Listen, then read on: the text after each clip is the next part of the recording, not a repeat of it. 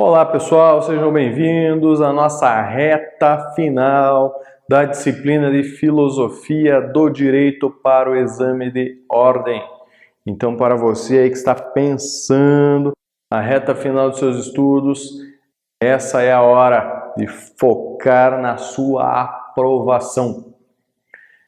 Nessa disciplina, nós iremos falar sobre os principais autores da filosofia contemporânea ou, longe aí dos principais autores ainda, temas de extrema importância para a filosofia do direito na contemporaneidade. Estamos estudando aqui de maneira muito rápida os principais temas que envolvem o direito, então a filosofia do direito, e agora nós iremos falar da contemporaneidade, esse momento, contexto qual nós estamos vendo, que não se inicia agora, né? Se inicia aí com um dos nomes mais enigmáticos e conhecidos da própria filosofia, que é o Kant, e se estende até os dias de hoje. A filosofia contemporânea se origina com o Kant, vem até os nossos dias, com todos os temas possíveis e inimagináveis. Ela envolve temas que retornam lá à sua origem, à essência da filosofia grega no período clássico e trazem questões extremamente pontuais do nosso dia a dia. Mas vamos direto ao nosso conteúdo e acompanhe comigo aqui na tela. Período contemporâneo. Após a Revolução Francesa, diversos autores trouxeram novas teorias a respeito do direito, da norma jurídica, das relações sociais, teorias sobre a justiça. Então você tem o quê? Vários fatos que aconteceram nessa nossa contemporaneidade. E um dos marcos, né, a gente não vai discutir aqui marcos de forma específica, mas um dos marcos, a Revolução Francesa. Por quê? Por que o professor está falando e esse é um dos marcos? Lembram da nossa última aula? O que nós estávamos estudando na nossa última aula? Na última aula falávamos sobre a questão central, os contratualistas. Os contratualistas, a visão contratualista direcionada a uma perspectiva mais democrática, né? Então a construção da democracia contratualista. Ora, aquela discussão filosófica, política, jurídica levou à Revolução Francesa. E a partir desse momento, abre-se um leque para inúmeras outras discussões envolvendo com uma perspectiva central a justiça. Então, claro, com a justiça vem o Estado, vem a verdade, vem a política, vem o direito. Não existe aqui uma hierarquia, mas tudo se soma à nossa contemporaneidade. Acompanha comigo. Um dos autores mais notórios do período foi Kant, que se dedicou em sua crítica da razão prática a temas como a justiça, o bem, o correto, o errado e os valores para ação e julgamento humano. O Kant é um dos autores centrais, é um dos autores extremamente complexos para uma leitura inicial. Então, se você não leu nada de filosofia do direito até agora, não vai começar pelo Kant. Tá? Uma outra dica, e durante as aulas eu tenho dado algumas dicas, pegue a leitura introdutória da filosofia que você viu lá na sua disciplina, lá na graduação, aquela leitura. Professor, eu não vi nada, eu nem lembro dessa disciplina, não sei nem quando é que eu fiz. Muito bem, meus caros. Então pesquise um livro de introdução à filosofia do direito. Tá? E se eu tivesse ainda que indicar um livro para vocês de filosofia, indicaria aqui a leitura do Miguel Reale, que é um livro bastante simples, mas um livro com conhecimento gigantesco. Tá? Pega lá, História da Filosofia do Miguel Reale. São alguns volumes, né? Se não me falha a memória, está organizado em 3 volumes, mas ele é extremamente complexo. Depende da edição, né? Agora me recordei aqui, dependendo da edição, vai de 3 a 5 volumes. Mas pegue a leitura de História da Filosofia do Miguel Reale. É uma leitura interessante para quem está começando, para quem já tem um nível mais avançado, para quem já está estudando a filosofia há uma década, sempre é uma leitura válida. Miguel Reale. E você vai encontrar lá no Miguel Reale o Kant como um dos grandes nomes da filosofia. Por que ele é um dos grandes nomes? Kant abre a possibilidade como sendo a chave central para a filosofia, né? O viés dos possíveis. O Kant, dentro de um contexto aqui, o Kant ele é o último moderno e o primeiro contemporâneo. Por que é o último moderno? Tem uma discussão da filosofia, não propriamente da filosofia do direito, tem uma discussão da filosofia que é sobre a construção do conhecimento na modernidade. Tá? Como é que se constrói o conhecimento na modernidade? E você tem autores que vão defender a tese de que o conhecimento ele é racional. Né? Então são os racionalistas. Outros autores defendem a tese de que o conhecimento é empírico, são os empiristas. Então tem duas grandes correntes, os racionalistas e os empiristas, dentro da modernidade. Kant põe fim a essa discussão e fala, olha, não existe uma coisa separada da outra. O conhecimento ele precisa ser único. Só que dentro de uma questão filosófica, ao unir o conhecimento, ele abre as possibilidades para novas reflexões.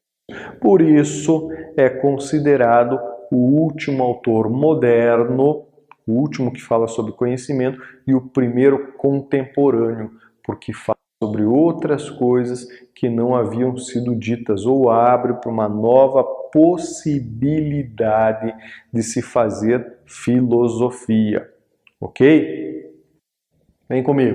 O Kant ele vai se preocupar, né, com a fórmula do imperativo. Imperativo categórico, né? A fórmula do imperativo categórico e imperativo hipotético. Então, pensa o seguinte, primeiro ali, imperativo hipotético, direito positivo, normas específicas. E o imperativo hipotético, ele vai falar assim, ó, se quiser X, faça Y. É quase uma relação de causa e efeito. Né? O hipotético, se eu fizer, eu terei. Se eu fizer, eu serei.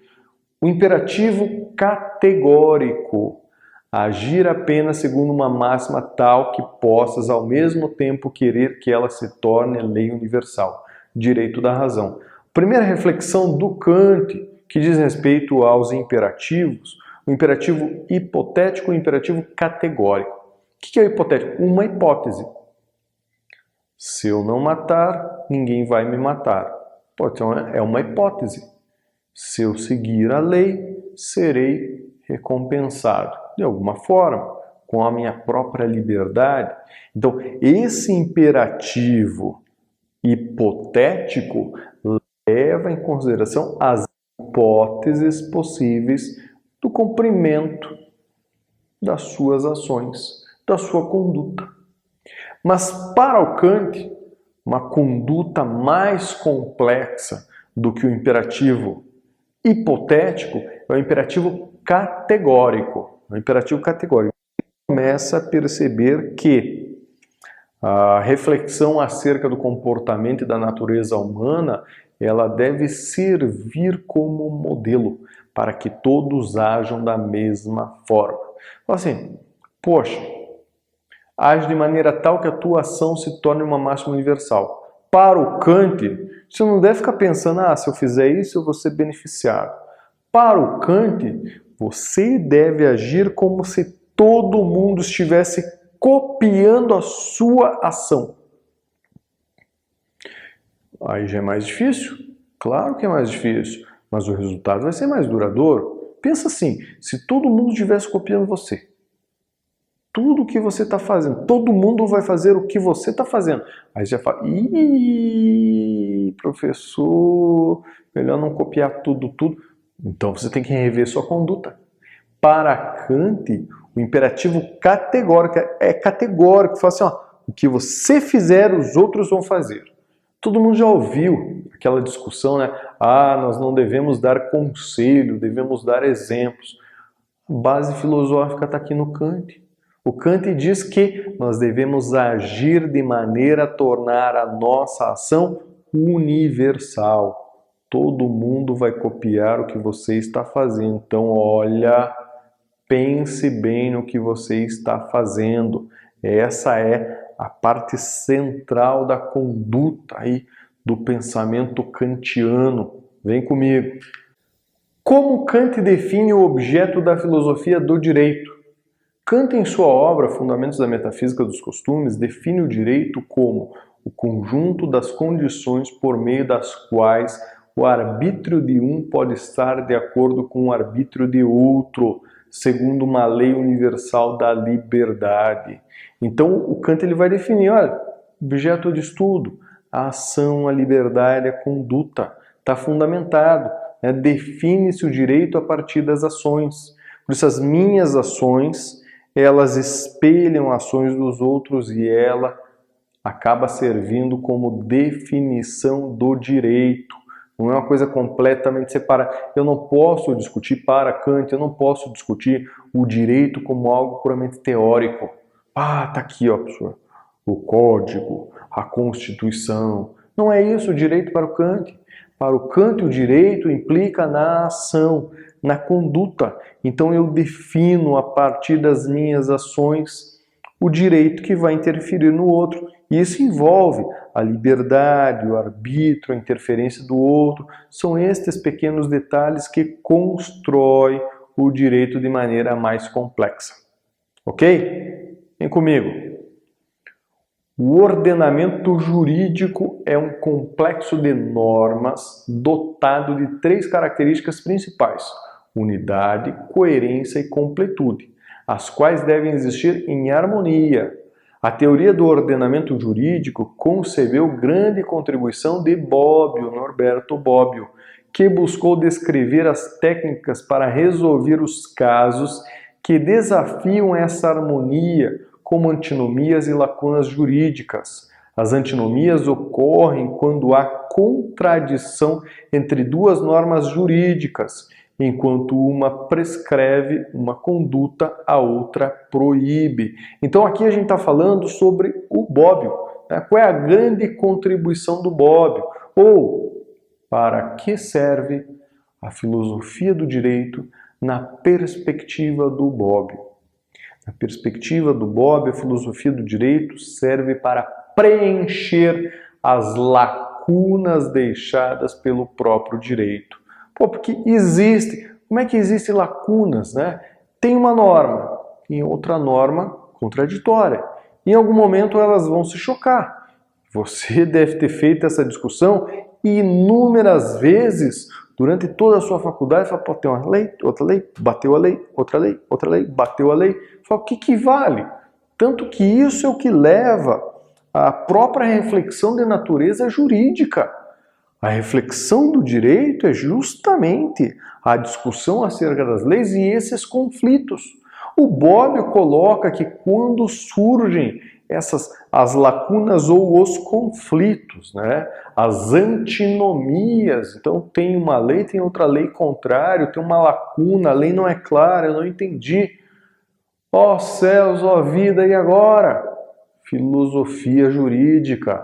Muito bem, agora pense, agora reflita, agora utilize a referência à base dos outros autores para fundamentar a sua percepção, o seu ponto de vista. Porque não existe alguém que é detentor de uma verdade absoluta. Tá lembrado lá das nossas primeiras aulas. Perfeito! Se não existe ninguém que é dono da verdade, argumente. E você vai perceber que a filosofia tem como ponto central preencher esses espaços todos que são deixados pelo direito na percepção do Bobbio. Estão lembrados lá da nossa primeira aula, quando a gente falou assim, olha pessoal, uma tabelinha aqui, o professor pegou todas as provas e olhou quais as questões que mais caem. E um dos autores de destaque total era o Bobbio. Por que o Bobbio? Porque para Bobbio o papel da filosofia do direito é resolver esses conflitos das antinomias, preencher esses espaços deixados pelas lacunas, levar você a pensar. É esse o papel da filosofia do direito, meus caros. É por isso que nós estamos aqui pensando. Ninguém decorou absolutamente nada nessas aulas. Simplesmente pensamos. Como a filosofia me leva a refletir por caminhos antes não desbravados. Vem comigo agora.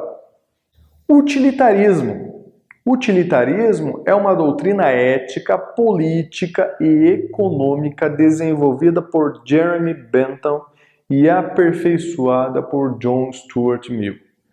Para o utilitarismo, as pessoas são conduzidas pelo prazer e pela dor, de modo que as ações devem ser calculadas para permitir maior prazer com menor dor para o maior número de pessoas. Esse cálculo entre prazer e dor é a base da corrente e é chamado de princípio da utilidade, que deverá ser empregado para fundamentar a ação individual, bem como ordenamento jurídico a fim de maximizar a felicidade social.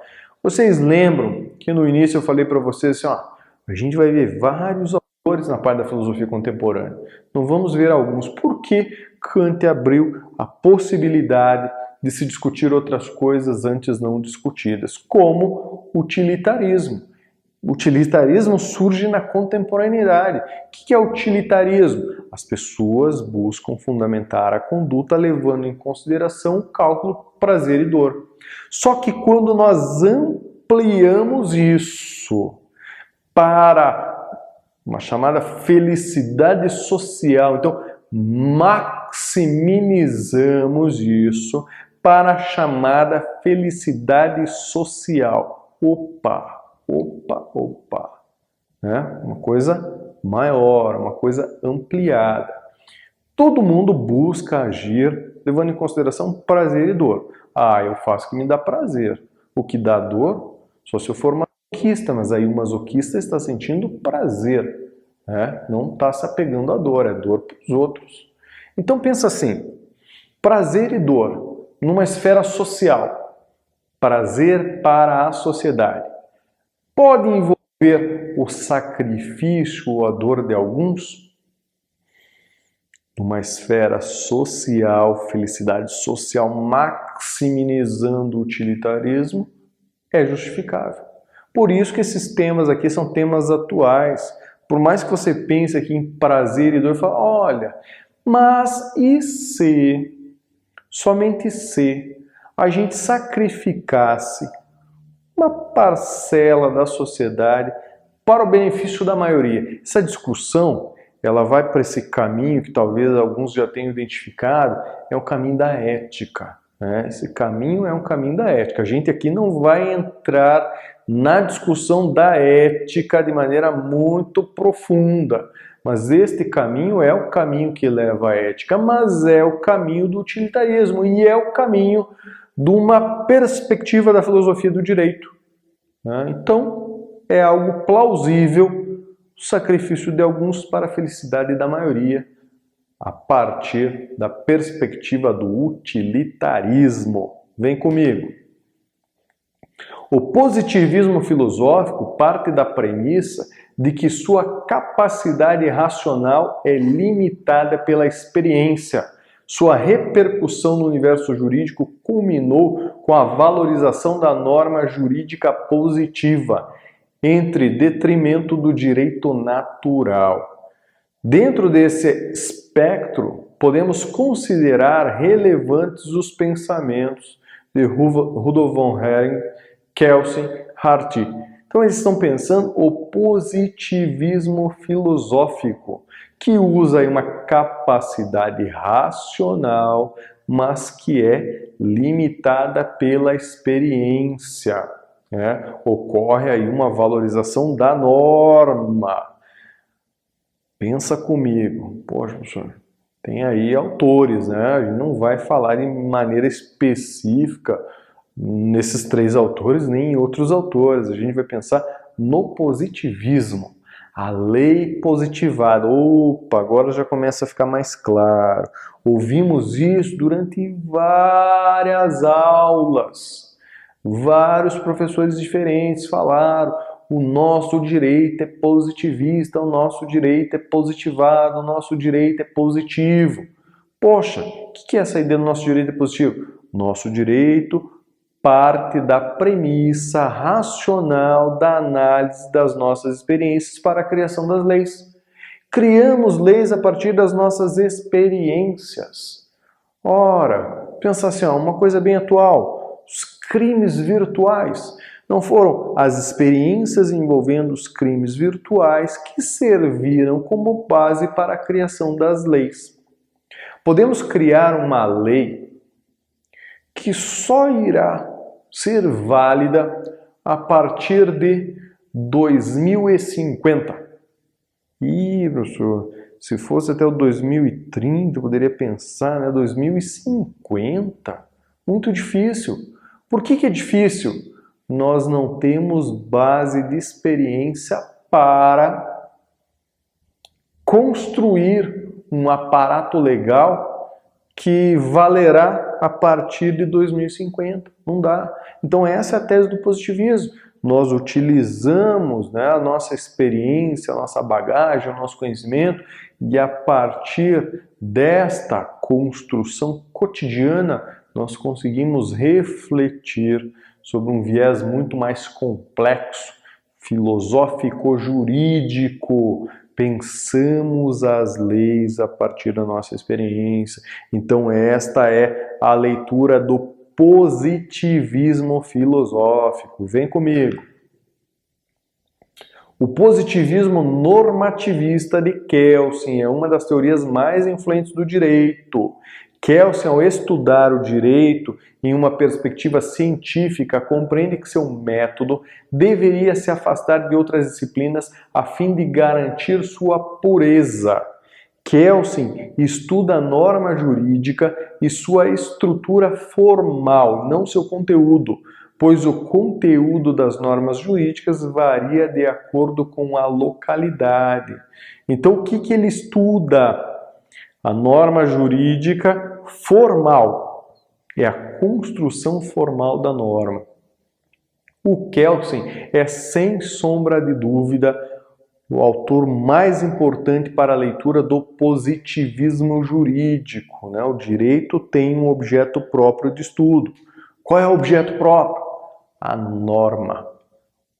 O conteúdo específico da norma, a construção da norma. Então, a construção da norma é um viés altamente filosófico, a construção da norma. Tá? Você não precisa ficar falando de questões mais pontuais. A construção ela é bem mais filosófica, bem mais complexa do que o conteúdo em si. O conteúdo ali muitas vezes pode se modificar e nós, né, podemos analisar várias leis que vêm se modificando, mas a estrutura complexa, aquela que envolve a essência jurídica da filosofia, ela precisa se manter. Perfeito? Então, Kelsen, que é um nome que você viu várias vezes durante o curso de Direito, é um nome extremamente importante para esta reflexão do positivismo. Herbert Harty, em seus estudos, busca compreender como o direito se distingue da coerção e da moral. Para ele, o direito é construído de regras primárias, cujo conteúdo é semelhante aos comandos coercitivos, e regras secundárias, que permitem criar situações jurídicas. Olha, aqui tem uma reflexão bem interessante envolvendo o direito, onde a gente tem a questão das regras primárias, conteúdo coercitivo, e aquela que é secundária, criações de conteúdo jurídico. Assim, o direito tem como função só punir? Não, a função do direito não é só punir. Isso é uma discussão filosófica gigantesca, né? O caráter do direito ele não é só punitivo. Pune também? Pune. Então a gente pode pensar que primariamente ele pune. Tá, e secundariamente você concordou comigo que o direito é bem mais complexo. ele é uma ampliação da própria vivência humana, da vivência em sociedade, a busca pela igualdade, pela justiça. Poxa, então ele tem esse caráter secundário, que é um caráter que leva à reflexão jurídica. Quando você está pensando, vou pegar o direito aqui para discutir, falar sobre política. Eu não estou falando só de punição, não é um caráter punitivo, mas é um caráter de compreensão e ampliação de garantias jurídicas como um todo. É o direito e a própria natureza do direito. Perfeito? Vem comigo. E a teoria da tridimensionalidade do direito de Miguel Reale. Isso é muito familiar. Fala, professor, como é bom ouvir um nome aqui mais familiar, né? Ela busca assimilar o direito em sua complexidade, afastando o pensamento reducionista do direito, que associa o estudo do direito apenas à norma jurídica. Para ele, o fenômeno jurídico seria composto por 3 elementos: fato, valor e norma, os quais devem ser considerados no ato da interpretação. Pô, Miguel Reale e a teoria da tridimensionalidade trazem uma nova reflexão sobre a filosofia do direito. É por isso que eu falei para vocês, olha, é um nome aí brilhante. O Miguel Reale, ele tem uma formação na filosofia, ele tem uma formação no direito, tem produção, tem obras, tanto que a indicação, né, pega aí o livro História da Filosofia do Miguel Reale. Muito bem, professor. E o que ele fala? Reavive minhas memórias. O Reale diz que o direito é muito mais complexo. Então, a tridimensionalidade. Primeiro período, segundo período, os professores repetiam, né? Fato, valor e norma. Depois, durante o curso todo, eu acabei esquecendo essas coisas de fato, valor e norma, e aí eu fiquei focando. Lei, lei, lei, lei. Vamos traduzir. Norma, norma, norma, norma. Tá aí o fato e o valor, né? Fato e valor. Por quê? O Reale pensa o seguinte: o direito ele é muito mais complexo do que a lei em si, a lei seca. Ele necessita de uma interpretação, ele necessita de uma bagagem. Na teoria da tridimensionalidade, ele traz um viés filosófico, traz um viés jurídico e traz um viés sociológico. Por quê? Eu preciso primeiro pensar a norma. Eu vou pensar a lei. E quando eu estou pensando a lei, eu penso uma bagagem gigantesca junto com essa questão legal, né? Eu estou pensando a lei, junto com a lei eu estou pensando todos os viés, eu estou no mundo das possibilidades. Depois eu vou pensar a aplicação. Então, vou pensar no direito, né? O texto em si, a natureza jurídica. Depois eu vou pensar no efeito causado. Então, o efeito causado na sociedade era aquilo que eu havia idealizado? Foi o efeito idealizado ou não? Não saiu como eu pensei. Então, para o Reale, você pensar filosofia, direito e sociologia, né? Filosofia jurídica e sociologia jurídica fazem parte do direito em si, a teoria da tridimensionalidade. Você deve olhar o direito de maneira muito mais complexa.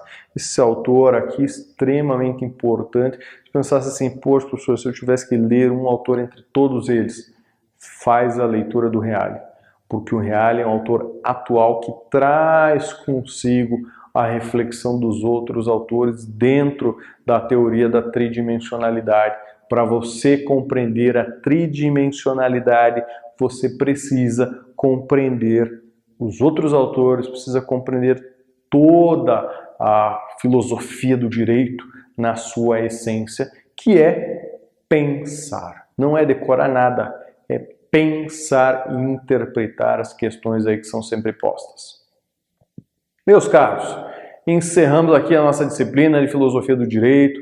Espero que você tenha aproveitado, reavivado as suas memórias, relembrado ou mesmo visto aí talvez alguns nomes pela primeira vez, e tenho certeza de que quando você estiver realizando a sua prova, nada mais será estranho, nada mais será difícil, porque você sabe, primeiro vai respirar, pensar e depois resolver com total tranquilidade.